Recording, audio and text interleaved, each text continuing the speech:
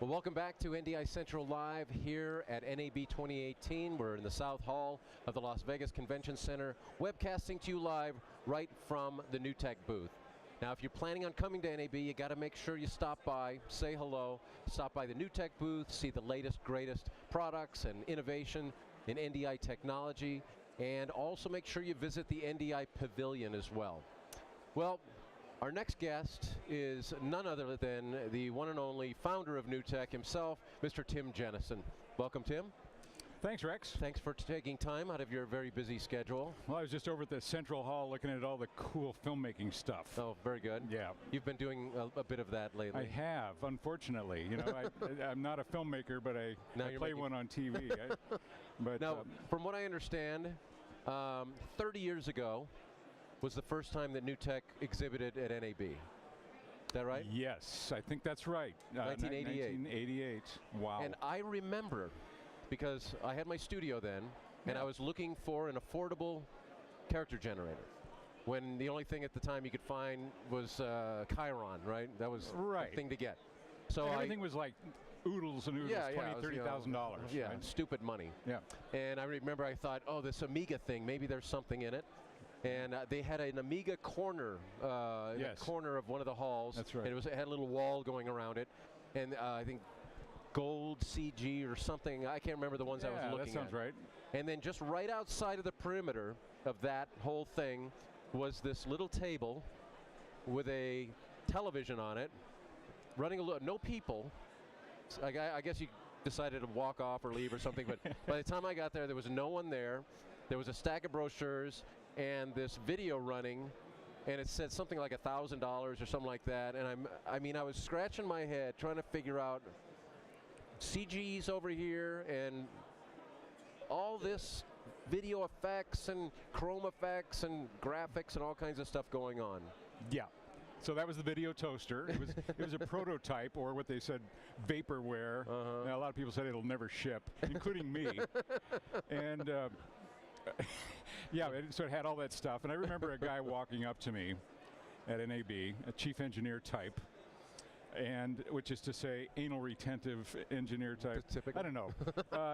Engineers are very particular about what they put on the air. It was their job. And so he said, what is this thing? I said, well, it's a video production switcher. It's a character generator. It's a still store. It's a digital video effects generator with transitions and trajectories and he said, no, it's not. A 3D animation system, paint program, you know, and he said, okay. And I said, it's based on a personal computer. Okay, well, how much does something like that cost? And I told him. And he turned around and he said, I don't believe you, and walked away, just like that. I remember it like it was yesterday. I don't believe you. And it was yesterday, except 30 years ago. Yeah. Well, but it finally did ship, and it did what it said it did, and it met broadcast standards, and we've been in NAB for ever since. Every year I come here. And look at us now. Yeah. It's pretty cool. Yes. I mean, it's great living in the future. Yes, isn't it? You know, we could do 4 streams, basically 4 cameras of standard def. And, you know, that was pretty amazing at the time because computers weren't really fast enough to do that. We were doing some dirty tricks. Yep. But now we're doing 40 plus streams of 4K, all on the computer and software. It's astounding. Come a long way. Come a long way from those humble beginnings. And now, NDI Technology is taking the world by storm. You've got a chance to walk around the floor. Yeah. I mean, what do you think of some of this stuff going everywhere. on in NDI? And you know, it's a NewTek Technology. Yes. Yeah. But yeah, it's everywhere, and it's probably, I would say, the fastest adopted standard that's happened in this industry. You know, normally standards crawl very slowly along, and you have to have a lot of committees and a lot of meetings and stuff. And we just go, here's NDI, folks. Yeah. Throw it out there. And it became a de facto standard almost immediately. And you know, hundreds and hundreds of companies are using it. And it's doing miracles. I've got a chance to talk to several different developers of graphics systems, and it's changed their world. Yeah. Now all the hardware that they used to have to connect to get their graphics out into the broadcast SDI world, just completely eliminated. So it's a beautiful thing. Yes, it is a beautiful thing. So any video shows up anywhere you need it, and monitors are now coming with NDI connections, cameras, all sorts of software. I think the funniest thing is trying to explain to basically anyone that has been in video production or broadcast for any length of time what NDI is. As I was talking to someone just a couple of weeks ago, and they were, talking fiber, and we need so many, lines, so many streams of video. I've got, 50 monitors I need to feed. I need 50 cameras, whatever. And I said, well, you can do that all with NDI.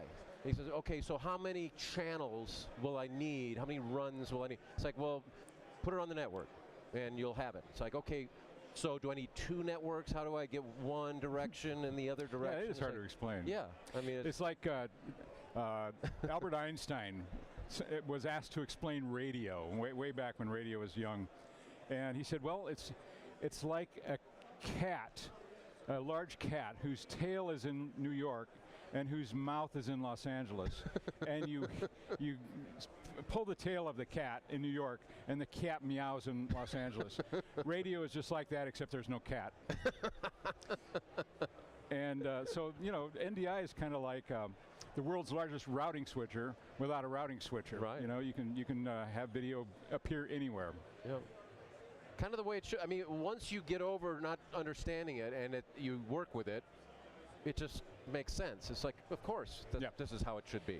Yeah, and of course, you are dealing with computer networks, so you have to kind of figure out your IP addresses and stuff like that sometimes, but it is amazingly automatic, how well it does the job for itself. Well, more importantly than NDI technology, you've had an obsession that's been lasting. It started as just kind of a simple thing based on a book of Vermeer. And this seems to be kind of a long run in terms of a hobby. It's kind of out of control. I mean, a guy needs a hobby, but I've got too many to start with. But this thing came out of the blue. I didn't see this one coming, and it kind of derailed my life for a while. But it's all about these painters 350 years ago that painted so well that they looked like Kodachromes.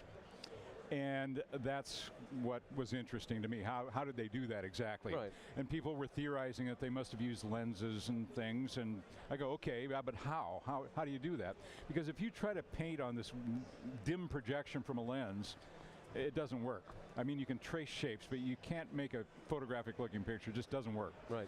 And I was in the bathtub one night, and this thing it just came to me. As ideas often do. As they do, yeah.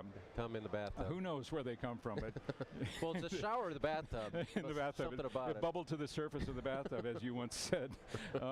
Anyway, and so I tried it out, and it worked. And one thing led to another. And Penn and Teller, my friends, made this movie about my obsession. And I don't think it's an obsession, but of course the obsessive never do they? And and it got out of control.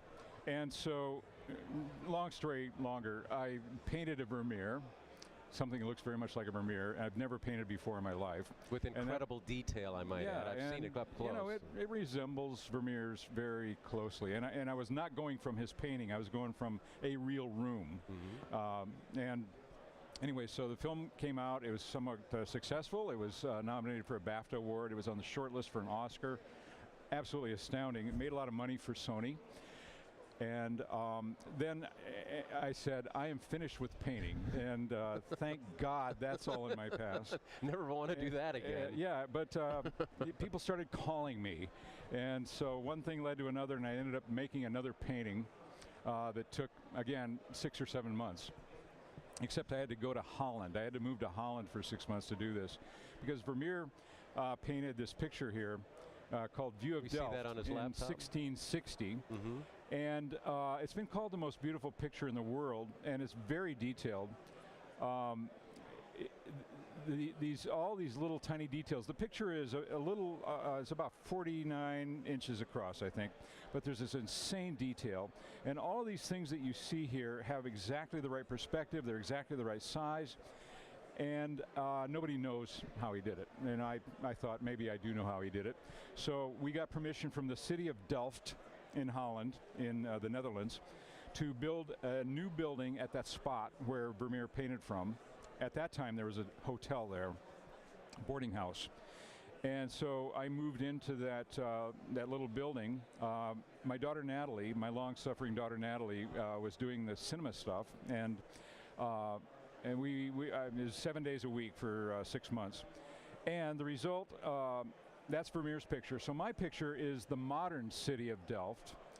So we're looking at your painting now? So this is my painting. It looks different because Delft looks different today. There's very bright colored buildings and so on.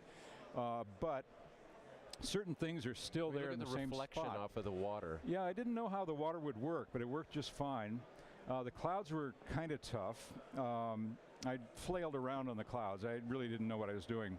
But there are certain things that are still there after 350 years. This church over here called the Old Church or the Oude Kerk, the New Church, the Nieuwe Kerk, the Armamentarium, a military building, and one of these houses is still there. And the shoreline, the near shoreline is still there. All these things matched up perfectly. When I installed the lens in this little building, I projected it onto Vermeer's picture. Everything lined up perfectly. Everything was exactly the right size and shape. Wow. And then I started work painting and finished about Thanksgiving of last year. Now, last year when we spoke about this, you were preparing to do that. You were going to do it. And I remember you said it'll probably take about 4 months. Yeah. Yeah, I should have learned my lesson. And I was actually thinking 2 months, but I was padding that out, for you. And it wound up taking how long? 6. 6 months. Yep. Wow. And the days were getting shorter and darker. The weather was getting crappy. And it's a good thing I finished when I did, because the weather got a lot crappier after that. And if you don't know the process behind this, you'll have to pick up the movie, Tim's Vermeer, watch it on Netflix or wherever you can get it, to understand the whole process, because we're not going to get into that right now. Okay. But my question is how did you paint the clouds with that process? They're little pieces of different clouds. So I had to wait for the weather to be about like that, which wasn't that common last summer. It was a bad summer. So on those days you would go to the clouds? Yep. Okay. Yep. That's exactly right. And so each one of those little details on that cloud was there on some cloud. So it's a patchwork. It's a composite of clouds. It's a Photoshop of 1,000 different clouds. Now, so why did you do this other painting? I mean, what is? Well, when Tim's Vermeer came out, there was quite a bit of controversy, and one of the art types said, "Well, you could never paint View of Delft with optics." So we're pretty sure you're wrong about Vermeer. Uh-oh. He didn't use optics because View of Delft, that would be impossible. So I go, I don't think so. And I found myself volunteering to go and try it. And shoot me before I do it again. It was a lot of work. And again, you've filmed the entire process. Yeah, I filmed it, and my friends Penn and Teller and producer Farley Ziegler, they're thinking they can probably make a short TV series, miniseries out of it. So you might see that someday. Okay. Now, I understand as part of all this, you've amassed an incredible collection of data or information that books information that you've scanned. Tell us about that process. Well, when I got that idea in the bathtub and it bubbled to the surface, I assumed that somebody else must have thought of this. And I knew the basics of art history, I guess, as much as your average person knows about art history. The first few paragraphs of Wikipedia, and so I jumped into art history with both feet.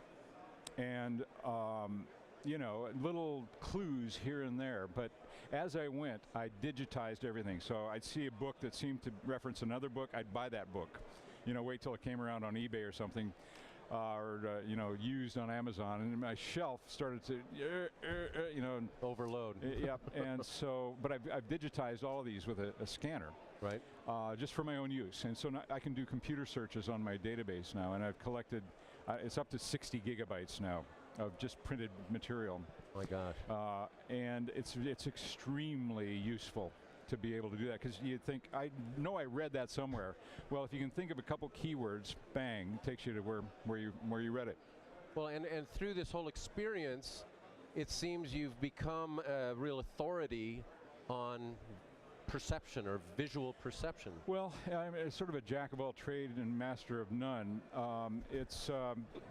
I had to know a lot about a lot of different fields to fuse all this together and make it make sense. And you know, there's a very good chance I'm wrong about this. I mean, if you read any book on art history, I am wrong, because this isn't in there. Right. Right. So, but I had to learn a lot about art history. I had to learn about ancient optics. In the 17th century in Holland, what was the optical situation? Well, it was kind of the Silicon Valley of optics. Optics were a hot new technology, telescopes, microscopes, and I learned about that. I learned how to make optics the 17th century way, because that's what I needed here. And you physically ground make the lenses, yeah. Mm-hmm. And you know, I knew quite a bit about human perception, because just being in the video business, and you know, video codecs essentially throw data away that your eye is not going to notice. Mm-hmm. So you got to kind of study human vision. The more you learn about human vision, the more bizarre, the more truly bizarre it really is. The information going down your optic nerve is nothing like you'd think it would be. And we just see reality, and we think of our eyes as two little high-def cameras, but they do some things very well and some things not well at all. And getting the brightness and color exactly right is one thing they don't do that well. So I had to learn about that. So yeah, a lot of different areas, and it's you know, it's fascinating. And I'm just really surprised anybody else finds it fascinating that they'd want to watch this. The elevator pitch for this movie was like, as soon as you say 17th century painter, the elevator door opens and all the executives leave, you know. But people liked it. You know, the film did well, and apparently they caught my Vermeerial disease. Vermeerial disease. Very good. We'll have to remember that one. You don't have to. Well, okay, so the painting's all done. Yep. The filming's complete?